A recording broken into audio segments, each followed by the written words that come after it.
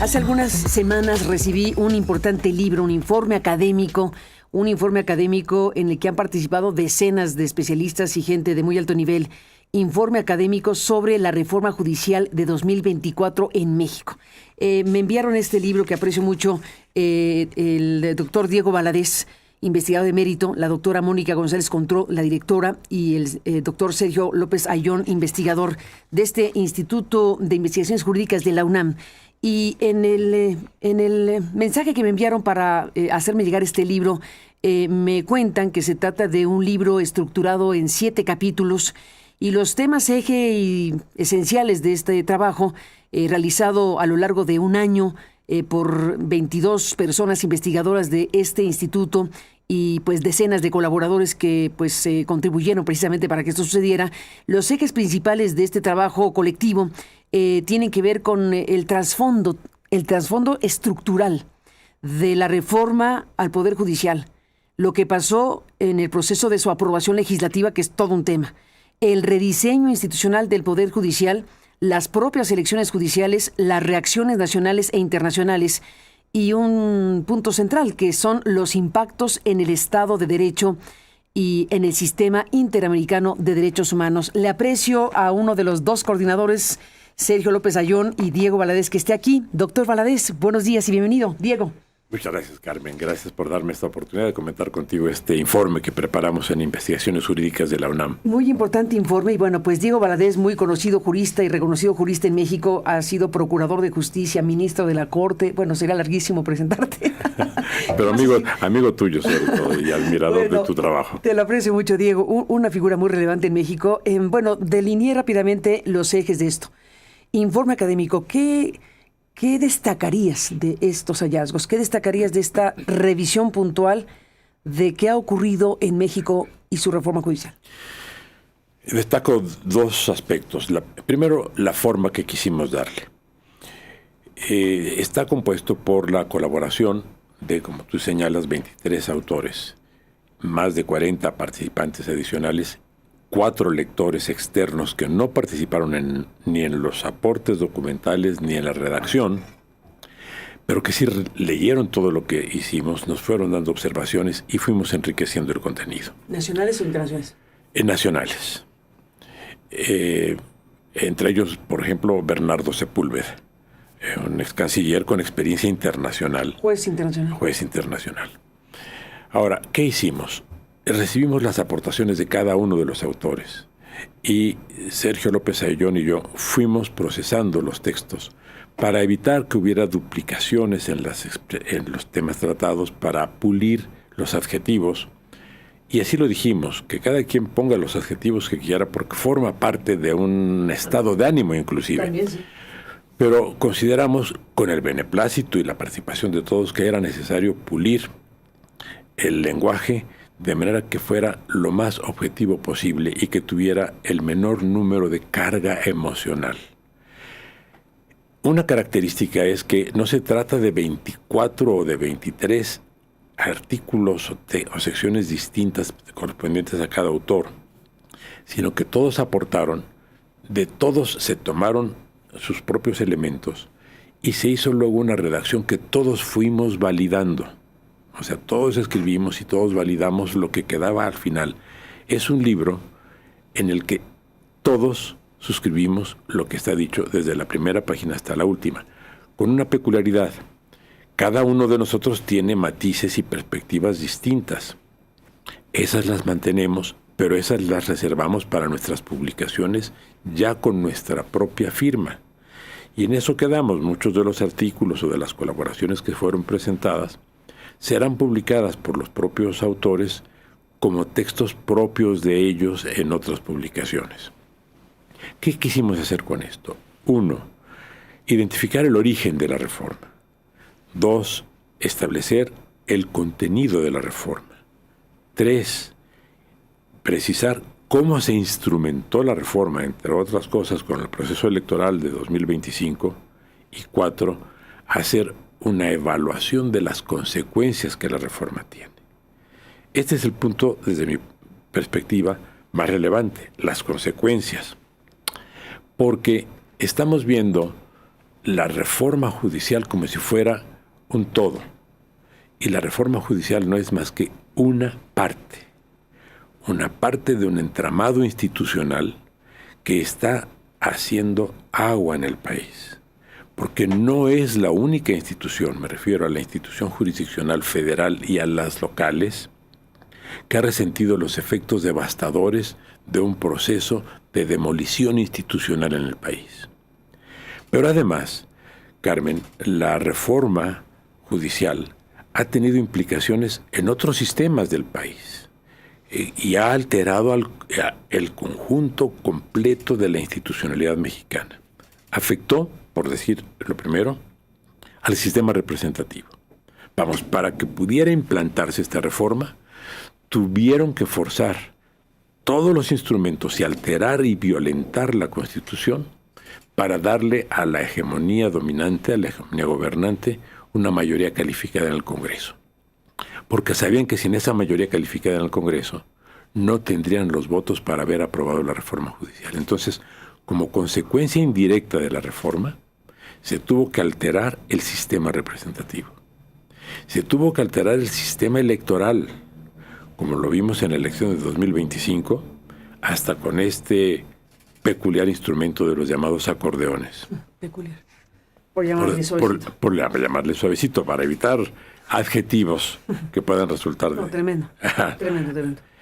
Se afectó el sistema federal, porque ahora surgió un nuevo caciquismo, porque así como hubo los acordeones para las altas cortes, para las cortes de carácter federal, en los estados, muchos gobernadores hicieron también sus acordeones para elegir o a sus jueces y sus magistrados. A sus jueces locales, pero convirtieron también en sus jueces y sus magistrados a los federales, porque los acordeones para jueces federales y para magistrados federales en determinados estados de la República fueron hechos por los propios gobernantes locales.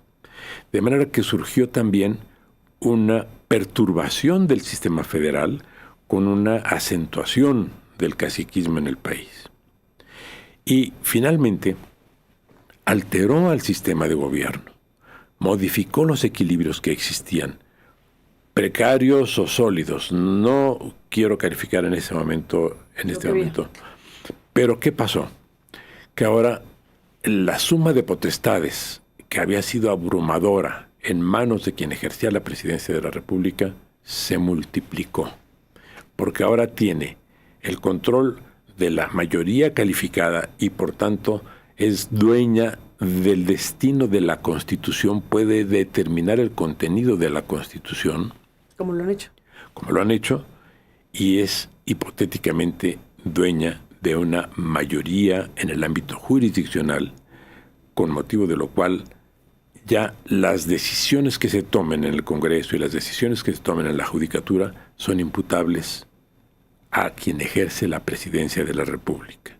Esta es una perturbación en cuanto a la superconcentración de facultades que también expone a quien ocupa la presidencia de la República a un mayor número de presiones. Y lo estamos viendo simplemente con la actitud de Estados Unidos en relación con México y cómo es calificada o descalificada la función de gobierno en México. Y ya se atreven a decirnos desde el extranjero que en México tenemos narcopolítica y otras cosas más. Pues está este libro muy importante, Diego Valadez, Informe Académico sobre la Reforma Judicial de 2024 en México, publicado por el Instituto de Investigaciones Jurídicas de la UNAM, que te aprecio mucho, lo narres, lo cuentes, porque es muy pulcro todo lo que nos dices, es un tipo de trabajo académico muy pulcro, muy importante, necesario, urgente para un país como nosotros. Era necesario que hiciéramos un esfuerzo de objetividad y de seriedad, sobre todo, Carmen, porque el ambiente nacional, todos lo sabemos, está muy crispado. Y las tensiones crecen día con día, y las posiciones radicales se endurecen, y estamos entrando en una etapa que debemos evitar para lo sucesivo. Debemos hacer, y eso es lo que quisimos, un esfuerzo de sobriedad, de serenidad, de equilibrio, de ecuanimidad, reconociendo que podemos, y seguramente en muchos aspectos estamos equivocados. Al final del libro, en el epílogo de la obra, hacemos un llamado al lector para que quienes consideren que hay aspectos que nos faltaron, o en los que nos excedimos, o en los que puede haber otros matices, nos los hagan saber.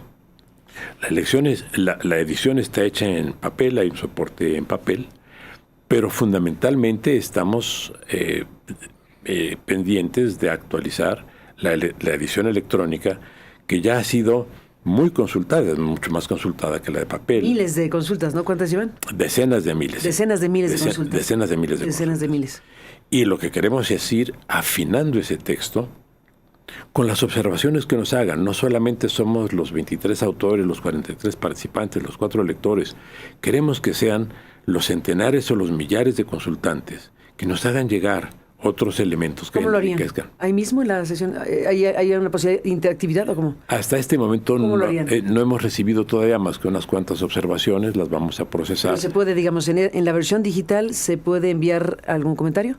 No, ¿Cómo es? directamente al Instituto de Investigaciones Jurídicas, y ya las iremos procesando, pensando que en una segunda edición hagamos las correcciones, las precisiones, las puntualizaciones, incluso las retractaciones, si este es el caso, porque entendemos que un esfuerzo académico debe ser muy transparente y muy honesto, y queremos no hacer facción o multiplicar el faccionalismo en el país, sino convocar al país a la reflexión y hacer un llamado también sobre todo a los actores políticos, a los actores públicos, quienes están protagonizando la vida política del país, para que vayan modificando sus propias formas y términos de relación, incluso entre ellos, porque son muy nocivos, están muy cargados de virulencia. Muy virulento, muy crispado el programa. Pues Diego Valadez, te aprecio mucho que nos hayas contado de este libro que está ya circulando, que se puede consultar, como bien dices, en la versión electrónica o adquirirse pues a través de los circuitos universitarios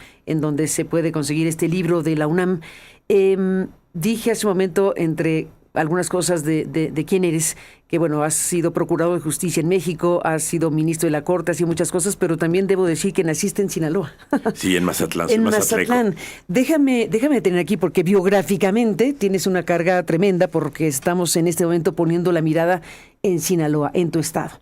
Estamos en un momento, lo acabas de mencionar, en un momento inédito donde desde Estados Unidos se da un paso cualitativo respecto a sus señalamientos, acusaciones y persecución de personas vinculadas al crimen organizado. El paso cualitativo que se da es ir a la narcopolítica. Estamos hablando de que por primera vez se acusa directamente a un gobernador en funciones, que es el de tu estado. Hubo un fiscal Beitia que estaba en funciones y que fue detenido en Estados Unidos, pero no habíamos visto un gobernador directamente, hasta donde entiendo, en funciones que se ha acusado de narcopolítica. Y estos mensajes directos que envían desde Estados Unidos los funcionarios de alto nivel, que dicen cosas como, si no lo hacen ustedes, lo haremos nosotros, o cosas como, el caso Rochamoya es apenas el principio. ¿Qué está viendo el doctor Diego Valadez del caso Sinaloa, del caso Rochamoya, de lo que enfrenta México y de lo que puede venir? Independientemente de que como sinaloense, pues lamento profundamente las condiciones en las que se encuentra mi estado. Es un estado que está sufriendo mucho. No solamente es la parte ostensible, dramática, incluso trágica que vemos todos los días con los procesos de violencia. Es la parte humana de familias deshechas, de familias desgarradas, de condiciones de tensión que ya afectan a toda la estructura del Estado. Es grave que ya los niños en el quinto de 5 y de 6 años hagan dibujos en sus escuelas donde lo que refieren son enfrentamientos a balazos, personas colgadas, personas descuartizadas. Esto ya forma parte de la vida cotidiana de los dibujos infantiles, lo que eso significa. Imaginemos el trauma que muchos futuros adultos van a tener después de haber padecido una infancia de acoso, de temor, de violencia. Esa es una parte humana que todavía no está siendo suficientemente evaluada. Las cifras que se nos dan son cifras de que si suben o descienden las tasas de muertos, pero no se está midiendo el sacrificio humano y el sacrificio social. No se nos ha presentado hasta este momento, Carmen, una sola investigación acerca de las condiciones psicológicas y sociales, no solo de los adultos, también de los jóvenes y de los niños que están siendo profundamente dañados en Sinaloa y en todo el país. Una digresión: se está multiplicando el número de personas, de niños y de jóvenes reclutados por las organizaciones delincuenciales. En 2018, la Comisión Nacional de Derechos Humanos dijo que habían sido privados de su libertad, reclutados de manera forzada, 30,000 menores de edad. No tenemos cifras de 2018 a la fecha en los siguientes 6 años. Y en México no se ha penalizado el reclutamiento forzado de los menores. No hay sanción. ¿No está tipificado? No está tipificado. Siquiera. Se han hecho planteamientos y se han hecho propuestas por los partidos de oposición al Congreso y no han sido validados ni procesados por la mayoría. ¿Qué significa esto? Oye, qué dato. Que se recluta a un menor de 14 años o de 15 años o 16 años y se le dice: no te preocupes si te atrapan, porque a los 18 vas a quedar en libertad. Este daño social profundo todavía no se ha dimensionado en el país. Pero salí del tema que me interesaba plantearte. Lo grave es que se está dando una profunda erosión en el Estado de Derecho en el país. Entonces, lo que vivimos en Sinaloa y que se vive en un buen número de estados del país indica una perturbación del Estado de Derecho y de la gobernabilidad. El eje en este momento de nuestra vida pública es una ingobernabilidad creciente. Cuando ya los extranjeros establecen el precedente de acusar a un gobernador en funciones y de amenazarnos con que habrá, o de advertirnos, no lo tomemos como amenaza, sino como aviso, que van a venir por más. Y cuando además toman una medida que está claramente vinculada con esta, la revisión de nuestros consulados en Estados Unidos y su evaluación. Es un hecho sin precedentes, no solo en la relación entre México y Estados Unidos, es un hecho sin precedentes en el mundo entre países que no se encuentran en estado de guerra. Cuando están en estado de guerra, sí, evidentemente, no solamente evalúan, sino que incluso rechazan la intervención o la presencia de los funcionarios consulares o diplomáticos extranjeros. Esto no tiene precedente. ¿Qué indica? Que lo que se está viendo es el proceso de ingobernabilidad que estamos viviendo en el país. Hablamos de Estado de Derecho porque eso lo percibimos, pero la ingobernabilidad se va multiplicando y se está expandiendo a otros sectores. Hace unos días, el obispo de Cuernavaca señaló que además de los múltiples procesos de extorsión que ya se están dando, ahora las organizaciones delincuenciales han establecido lo que se puede llamar un impuesto predial paralelo. Le cobran a las personas por vivir donde viven, ya no porque produzcan, ya no porque expendan productos, ya no porque los transporten, sino porque vivan. Porque vivan. Acabamos de ver las actuaciones contra alcaldes, contra autoridades directamente vinculadas presuntamente a la extorsión en Morelos. Así es. Ayer. Cuando estamos llegando a esto, ¿qué es lo que encontramos? Que comenzamos con un deterioro del Estado de Derecho. Para ponerlo en cifras muy sencillas, porque las cifras siempre son complicadas para quien está viendo o escuchando una emisión radiofónica o televisiva. Pero solamente para esto. Hay una organización que mide el Estado de Derecho en el mundo, mide 143 países. En 2023, México era el lugar 116 de 143. ¿De corrupción? En 2023. ¿En percepción de corrupción? En percepción de Estado de Derecho. O sea, estábamos a la cola, en el 116 de 143. Al año siguiente, en 2024, bajamos al 118, del 116 al 118. Al año siguiente, en 2025, es el año pasado, bajamos al lugar 121 de 143. Y cuando se hizo esa medición, todavía no se había dado la elección de jueces, todavía no se habían dado los informes acerca del huachicol, de los buques detenidos en Tamaulipas, de los trailers y de las pipas que ingresan con huachicol, de las 10,000 perforaciones identificadas en gasoductos y oleoductos.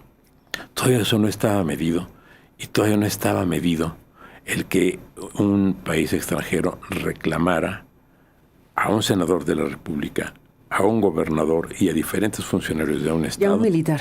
Y a un militar. De manera que la evaluación que se haga el año próximo con relación al Estado de Derecho en México en 2026 nos pondrá por abajo del lugar 121 que hoy ocupamos.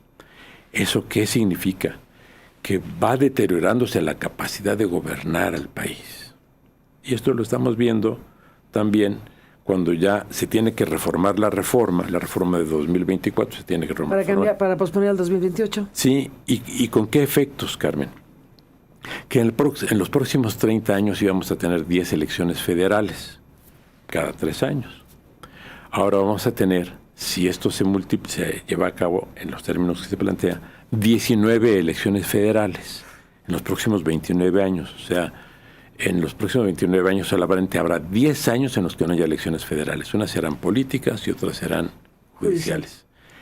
Eso abona la ingobernabilidad del país. Lo que se vio es que México no puede procesar 2 elecciones simultáneas, la judicial y la federal y la política, porque no hay capacidad para hacerlo. ¿Qué quiere decir? Que no tenemos una forma de hacer cumplir lo que ellos mismos reformaron. Nadie se los impuso. Ellos nos los impusieron a todos. Inclusive impidieron que las oposiciones hicieran o propusieran la mínima corrección. Todas las más de 5,000 oposiciones. Una aplanadora. Entonces, lo que estamos viviendo en Sinaloa es un ejemplo de lo que representa un caso crítico de ingobernabilidad. Diego Valadez, como jurista que eres, como uno de los constitucionalistas más importantes de México, dime qué piensas de esto que se ha desatado ya como un debate, el caso Chihuahua y la intervención de agentes de la CIA en una operación de desmantelamiento de un narcolaboratorio, lo que ha colocado a la gobernadora de Sinaloa en un circuito de confrontación con el gobierno federal. La acusan de tal manera que hay quien dice juicio político, traición a la patria y otras cosas. El circuito Chihuahua por ese evento. El caso específico de Rubén Rocha Moya, en donde la presidenta insiste en que se tienen que presentar pruebas, en que se trata de una petición de extradición, aunque se pide otra cosa. En fin, hay una revoltura en la discusión pública por los términos jurídicos y por los términos judiciales, y exactamente frente a qué estamos. Entre Chihuahua y entre Sinaloa, ¿qué dice la ley? Bueno, con relación al caso Sinaloa, ¿qué dice la ley?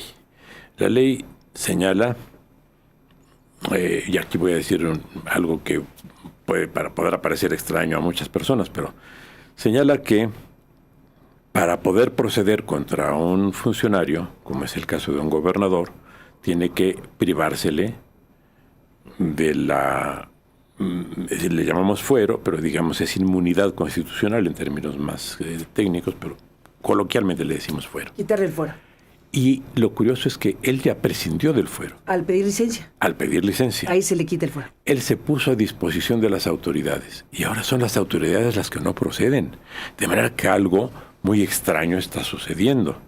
Porque se puede decir que no podían proceder porque no había forma jurídica de actuar contra él, a menos que se hubiera llegado al procedimiento establecido, que es el juicio de procedencia, que permite que se prive temporalmente a una persona de esa inmunidad para que sea sometida a la autoridad. No, el gobernador dijo, yo solicito licencia y me pongo a disposición de las autoridades. Y ahora las autoridades voltean para otra parte. Y por otro lado, donde hay una gobernadora, es el caso que tú mencionabas. Es que te un segundo, antes de Chihuahua. De Chihuahua. Imagínate que Rocha Moya hable. Bueno, independientemente de eso, no se trata de que hable. Pensemos en lo más escueto, que se identifique, se aporten las pruebas que efectivamente no se han presentado porque no estamos en el momento procesal de que se presenten. Para presentar las pruebas primero tiene que ser detenido, se cumple con el requerimiento formulado por las autoridades americanas y a partir de ese momento las autoridades americanas tienen 60 días para aportar las pruebas. Olvidémonos de que hable o no hable, de que diga lo que muchos temen o lo que a lo mejor no existe. Simplemente con que se compruebe su responsabilidad. Claro, si no se comprueba y resulta inocente, pues bueno, ahora para él y también para el país. Pero con que se demuestre, con que las pruebas sean lo suficientemente convincentes y claras para llevar a la convicción de que en alguno de los cargos o en todos es responsable, lo que tendríamos es el caso de una figura que ha sido elegida, que ha sido apoyada reiteradamente por 2 presidentes. AMLO y Sheinbaum. Públicamente y reiteradamente. Uno incluso lo declaró su hermano. Así fue en una de las expresiones. Que ha sido postulado y arropado por un partido político. Que esa persona fuera encontrada responsable, con independencia de que esa persona involucrara o no a terceras personas. Eso, digamos, olvidémoslo. Pero el solo hecho de ser encontrado responsable sería gravísimo para la salud de las instituciones, porque querría decir que el nivel de impunidad ha llegado a tal punto que incluso una persona con hipotéticas responsabilidades delictivas ha sido protegida por el aparato político en términos políticos y públicos, porque no ha sido solamente una expresión interna entre ellos. Se nos ha dicho a toda la nación que se le apoyaba.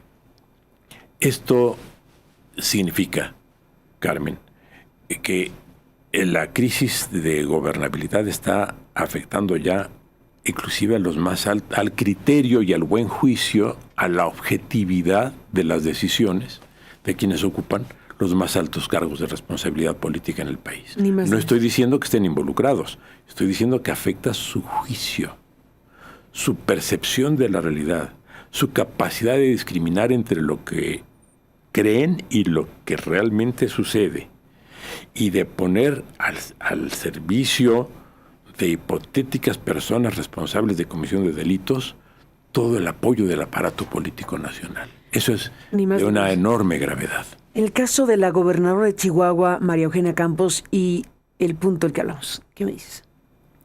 Ahí, pues la propia gobernadora se ha encargado de decir que mientras ella combate, se le castiga, mientras que a los que no combaten, se les protege.